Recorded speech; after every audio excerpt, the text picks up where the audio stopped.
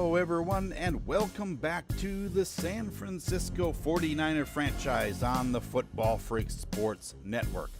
I'm Husker Eurocat, and it's time once again for more Madden football. In last week's game, the 49ers had the best first quarter of the Kyle Shanahan era. A 21-point lead in the first quarter dwindled to a lead for the Falcons late in the game.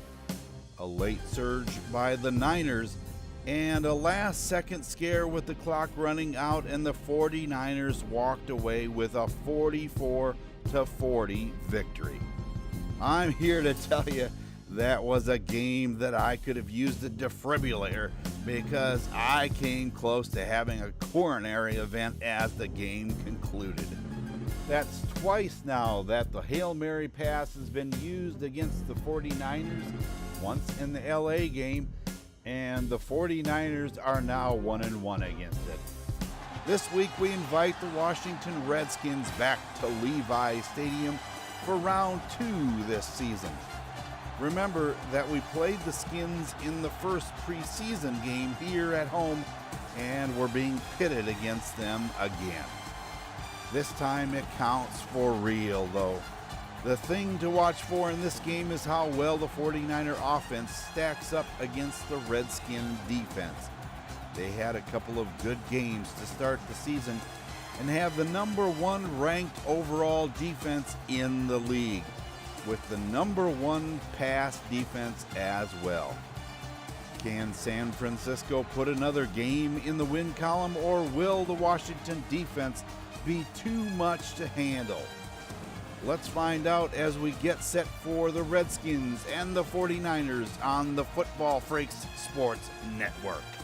The Redskins start out the game with the ball at the 25-yard line, and Kirk Cousins hands off to P. Ryan, and he's up the middle for a 7-yard gain.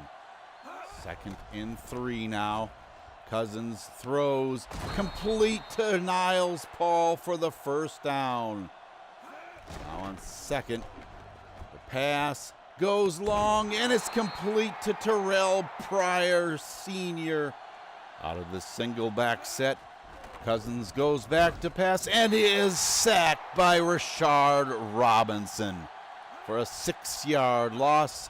2nd down, back to pass again, and incomplete. 3rd and 16, and back to pass again, just over the outstretched arms of Navarro Bowman, but Jamison Crowder can't make the sticks.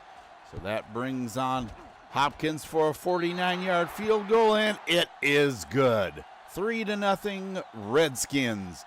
And now it's the 49ers' turn. Out of the I formation, the pass is intercepted. Zach Brown with the interception and inside the 30-yard line. And that was bounced off the hands of Ryan Kerrigan and into the waiting hands of Zach Brown. Now from inside the 30-yard line with an empty backfield, Cousins passes, and it's incomplete, knocked away by Prince Amukamara. 2nd down, and the handoff goes to P. Ryan, and he's up the middle for a first down and inside the 15-yard line. And Reuben Foster is down, injured his hand, and is walking off the field. 12-yard line. Cousins decides to run and is inside the 10. And on 3rd down, the heat's coming and passes off, and it's a touchdown, Redskins, to Terrell Pryor. You can see the pressure from Eric Armstead, but Kirk Cousins gets the ball off just in time, and it's complete for the touchdown. It's 10-0 Redskins. Garoppolo back to pass, goes long, and he has Lester Jordan, and he's to the 10-5, touchdown 49ers. And just that fast, the long pass to Lester Jordan is complete, and the 49ers bring it to within 3. And the Redskins from the 25-yard line no, it's a fake, and Cousins goes long and complete to Brian Quick, and he is inside the 45. Oh, they're going to mark him right at the 45. Pirine goes right, and he has a 4-yard gain. Second down. The Niners show blitz. Cousins is tackled for no gain. So 3rd and 6 with an empty backfield. This time the pass goes to Josh Doxson, and they're saying he's out of bounds. So they're going to try a 59-yard field goal, and it bounces off the crossbar. No good. You'll see the ball go up and incoming and bounces right off of that crossbar. So that gives the 49ers excellent field position at the 48-yard line. Garoppolo hit as he throws but completes it to McKinnon, and he's inside Redskin territory for a 7-yard gain. Garoppolo in the rush shotgun and throws incomplete to Kenny Bell, and Jimmy Garoppolo is down and injured. His shoulder a problem. We're going to have to find out how that is going to impact them. And O'Leary catches that one for a first down. And Garoppolo is back in the ball game already, so it must have not been serious. And McKinnon goes right and is down to the 20-yard line. And that brings us to the end of the first quarter with your score 10-7 Redskins. With the 49ers deep in Redskin territory. And in the red zone, McKinnon gets it and goes right, and he is inside the 15-yard line, running tough. 3rd down, 3 yards to go, and Scott is caught in the backfield. So that brings on Robbie Gould for a 31-yard field goal, and he puts it through no problem. And the score is tied at 10-10. Out of the I formation, Cousins fakes the handoff, throws complete. Jordan Reed with the first down. Out of the offset I, Cousins fakes another handoff and completes it to Terrell Pryor at the 40-yard line. 2nd and 3. The pass this time goes long, and it's knocked away by Ross Cockrell. 3rd down and 3 yards to go. Cousins throws, and it's complete over the middle to Jamison Crowder, and he's down and injured. But did you see that another one where it's ricocheted off of a Redskin player and it was completed? Terrell Pryor was the one it banked off of, and Jamison Crowder gets the first down, and Brian Quick is inside the 20 with a nice reception. Now on 2nd and 7, Rob Kelly is inside the 10 down to the 5-yard line. And they're only going to give him the 6. Cousins is sacked by Tapper and Mitchell both. 3rd and goal. The pass to Terrell Pryor, and he turns around and drops right into the end zone. Cousins gets nailed by Ray Armstrong as he releases it, and Pryor falls forward into the end zone. So that brings the score to 17-10 Redskins. And Garoppolo is sacked for a 6-yard loss. Now out of the shotgun. The pass is complete to Jordan over the 30-yard line. And that brings us to the 2-minute warning with your back and forth score of 17-10 Redskins. Now on 3rd down. The 49ers have 3 yards to go, and it's long and incomplete. Broken up by Bashad Breeland. And it's now Redskin ball. Cousins back to pass and goes long, and it's incomplete.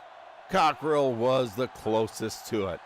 So on 2nd down, Cousins drops back. No, he decides to run it, and he is over the 40-yard line. Now a third down conversion, 2 yards to go, and P. Ryan gets it with no problem and is inside 49er territory.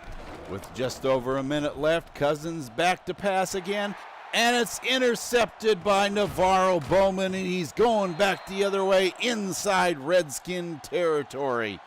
Cousins threw up the jump ball, and Navarro Bowman comes down.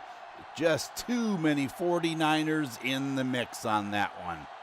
Now on second down, the 49ers have it at the 45-yard line of the Redskins, and McKinnon goes right side and is inside the 35 for a first down, and Nate Ebner, his strong safety, is down and injured. We'll have to see if the 49ers can take advantage of that, and the pass goes over the middle to Butler, and he's in the end zone. Touchdown 49ers. Fuller goes for the interception and misses, and Butler has the touchdown, and it's now 17-all. Cousins back to pass and completes it to Reed at the 40-yard line, and Jordan Reed is injured, holding his chest. Now with an empty backfield, Cousins back to pass, gets hit as he releases it, and Jeremy Sprinkle can't hold on. 2nd and 10, Cousins back to pass and completes it. Dion Gill inside the 45 of the 49ers, and Cousins goes long and completes it to left tackle Ty Nsekhe. Oh my goodness. And the Redskins in the hurry-up offense. Cousins goes back to pass and is sacked by Ray Armstrong. 1 second left and no timeouts equals the end of the half. With your score 17-17, all knotted up. This has been a back-and-forth battle for the lead. And in the first quarter, it seemed that the Skins were going to walk away with this one, jumping out to a 10-0 lead. Now that the game is tied at 17, can either team show dominance in the second half? Welcome back, everyone, to Levi Stadium and second half coverage of our game between the 49ers and visiting Redskins. With a tie game, it's anyone's ball game. And for some thoughts from the coaches, let's go down to our own Eurocat baby on the sideline. First, a couple of injury updates. The real impact for the 49ers is that the left outside linebacker, Reuben Foster, has broken a bone in his hand and will miss the rest of the game. They hope to have him fitted for a soft cast and back for the next game. The rest were Washington injuries, which one of them, wide receiver Jamison Crowder, has already come back in the game, while Nate Ebner and Jordan Reed are set to be back for the second half. Now, I asked Coach Gruden why he thought that the 49ers were able to get back in this game. He told me that part of their defensive game plan is to stop the run, and while they're doing a good job of containing that, they're letting the passing attack of the 49ers get away with too many over-the-top passes. The first interception was a bonus as far as he was concerned, and if the defense can't create more of that in the second half, the Skins could be in for a struggle. They really weren't expecting the 49er defense to be as strong as it has been. He said that they were expecting to be able to move the ball on the ground a little easier, but they need to get that established in the second half as well. As for Coach Shanahan, he was disappointed with that early interception as well, but said his defense has really risen to the challenge after the score following that pick. He said his 49ers are going to have to maintain their blocks if they're going to be successful in trying to establish the run. If they can't get that done, it'll become a one-dimensional game, and if that happens, they'll have to protect Jimmy a little better. Either way, the blocking game is the key in this offensive attack. Thanks for those insights, and it would seem that blocking is a common theme for both sides. Let's see who wins that battle as we get set for the second half between the Redskins and 49ers. The 49ers start out the second half with the ball, and McKinnon, alone in the backfield, counters to the left side, and he is cut down short of the first down. 3rd and 2 now. And Garoppolo pitches back to McKinnon. He has the first down. Easy over the 30-yard line. Now out of the I formation, McKinnon goes right, and he's outside the 35 for a 4-yard gain. On 2nd down, Scott is caught in the backfield and dropped for a 4-yard loss. 3rd and 10. Garoppolo throws complete to Jones and inside the 45 of the Redskins. Out of the offset I, Garoppolo gives to Kittle, playing the fullback position, and he gets 5 yards. 3rd down, Garoppolo throws long, and it's incomplete, and Kenny Bell just can't handle it. Marquette King is on to try and pin the Redskins deep, and it's inside the 10-yard line. Just barely, though. And out of the I formation, Cousins gets stopped by Mike Hull in the backfield for a 5-yard loss. On the counter, Ray Armstrong with the safety. Oh, man, he just came free. No one blocked him. And it's 19-17, and the 49ers have the ball in excellent field position. McKinnon goes up the middle for a 6-yard gain. So on 2nd down, he goes left, slips the tackle of G.J. Swearinger, and he's to the 39. 1st and 10, Scott this time, and he is to the 30-yard line. And they're only going to give him the 31, so it's 2nd and 2. Garoppolo back to pass and complete inside the 25 to Kenny Bell.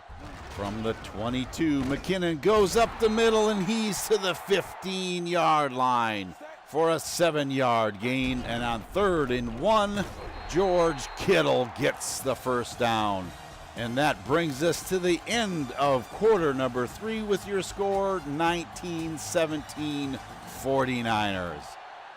1st and goal at the 10-yard line. McKinnon takes it right side and is inside the 5. Oh my goodness, with some tough running, is all the way in the end zone. Bulling his way through 4 Redskins and into the end zone for a score. And it's 26-17. Now it's the Redskins' turn, and Cousins throws complete to Pryor at the 35. 2nd and 9. Cousins throws to Pirine, and he runs out of bounds. I don't know what that was all about. The pressure's coming, and Cousins is sacked by Rashard Robinson. Now it's the 49ers' turn again, and Scott goes over the right side and outside the 35-yard line. 3rd down conversion coming up, and he can't make it. Oh, and that brings on Marquette King for another. Oh, it is blocked, and the Redskins have it at the 28 of the Niners. 1st and 10. And the pass goes to Crowder, and he has it outside the 15 at the 16. Cousins alone in the backfield, and it's knocked down by Ray Armstrong. 3rd down conversion coming up. Cousins is sacked by Eric Armstead. So for a 38-yard field goal, Hopkins comes on and boots it right through the center. The score is 26-20. Now the 49ers have to play keep away, and McKinnon goes right side, evades a tackler, and has an 8-yard gain. With 2 yards to go, the ball is given to Juszczyk up the middle, and he has the first down. And that brings us to the 2-minute warning with the 49ers in the lead. And with some thoughts from the sideline, let's go to Eurocat, baby. I didn't see one player sitting on the bench here on the 49ers side of the field now that the Redskins have pulled this to a one-score game. Each and every player knows it's key to this season to keep the wins going. And at this point in time, holding on to the ball is the key to holding off the Redskins. They don't want to put the defense back on the field and would much rather close this one out with the offense dictating the status of the game. Thank you for that, and you're right. Hang on to that football. The 49ers have it 1st and 10 at the 35-yard line. And with Juszczyk in motion, McKinnon gets the call and has the first down over the 45. 2nd and 8 now. And the counter goes to the right side. And McKinnon is inside Redskin territory. 3rd down, 2 yards to go. And McKinnon can't get it. And the punt team comes on. 1st and 10 for the Redskins. They're at their own 20-yard line, and Niles Paul can't hang on to the football. 2nd down. Cousins passes, and it's complete to Terrell Pryor for the first down at the 41. And Redskins are now in the hurry-up offense, and Cousins spikes the ball. 2nd and 10. The 49ers showing blitz. Cousins throws, and it's complete to Pryor. And they're going to check this one to make sure that he was in bounds. And it looked good to me. And, oh, that's good. No problem. And the play stands. It's 3rd down and 1. And Cousins is sacked. Robinson Therese makes the play. So on 4th down, the pass is incomplete. Brian Quick can't hang on to it, and all Garoppolo has to do is take a knee, and this one is over. 26-20, the 49ers win at home. Although the 49ers had to put the defense back on the field after the 2-minute warning, they made an incredible stand on 4th down. Then all Garoppolo had to do was take a knee to end the game. That's a wonderful and relieving feeling for a coach to be able to tell his quarterback, just go out and kneel the ball. The 49ers had a wonderful second half running the ball, ending the game with 124 yards on 27 carries, and were able to more than double the number of 3rd down conversions as well. Even more impressive was the defensive effort in the second half. 26 yards of offense, 3 3rd down conversions, and get this, a -4 yard ground attack. I would say that the defense did its job.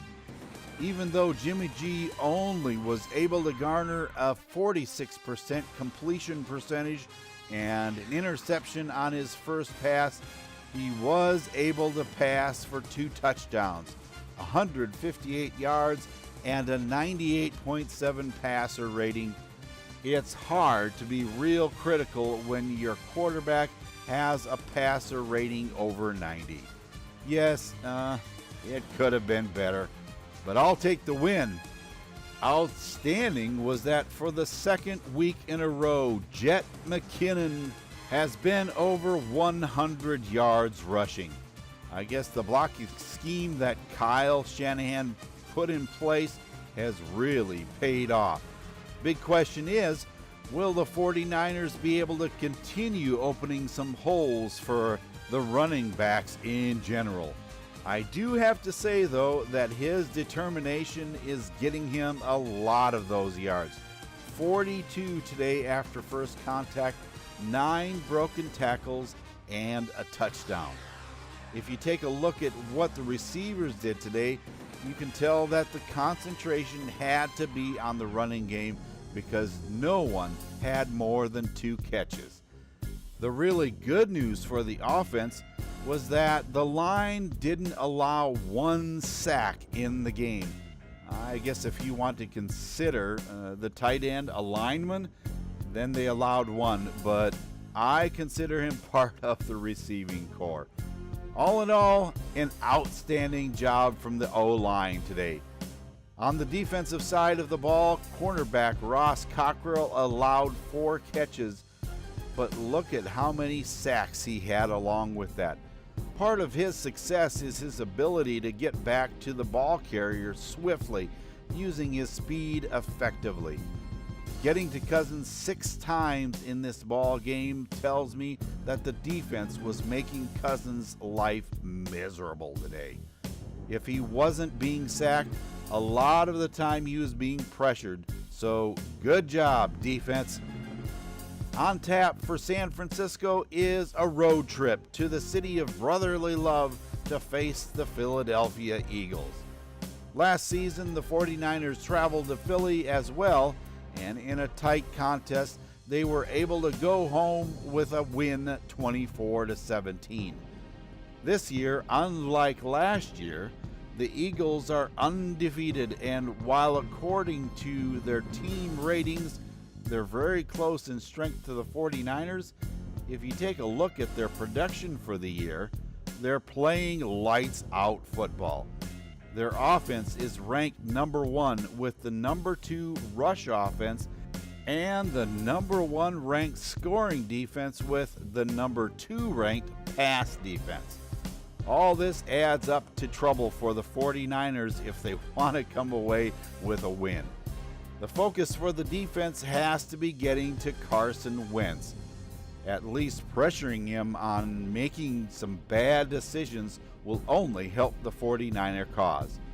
For the offense, it's getting the run established early in the game. The key will be playing ball control football against a potent Eagle offensive attack.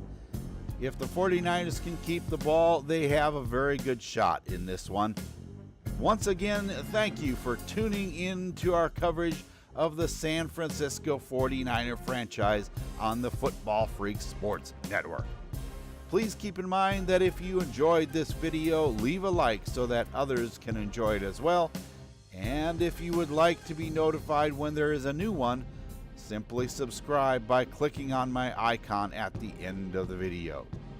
The 49ers have made a good start against the NFC East teams. Can they keep up the momentum and come away with a win against the Eagles? Building on this victory will be a key if they want to maintain the streak they've developed. So until I see you in Philly, for Eurocat Baby and the rest of the crew here, this is Husker Eurocat saying so long for now, and have a good day, everyone.